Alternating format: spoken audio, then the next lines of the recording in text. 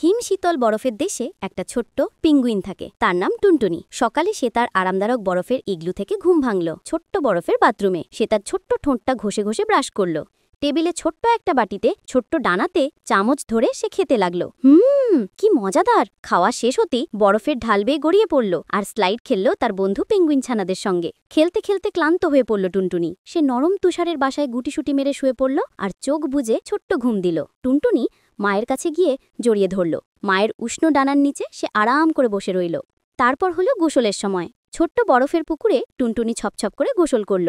গোসল শেষে সে ইগলোতে ফিরে গিয়ে একটা নীল ছোট্ট টুপি মাথায় দিল। এটা আমার নাইট ক্যাপ, খুশিতে সে বলল।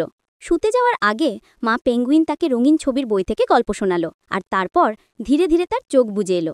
স্বপ্নে সে আবারও দেখল বরফের ঢালে তার বন্ধুদের সঙ্গে স্লাইড খেলছে আর মজা করছে। এইভাবে শেষ হলো টুনটুনির এক সুন্দর আনন্দ ভরা দিন।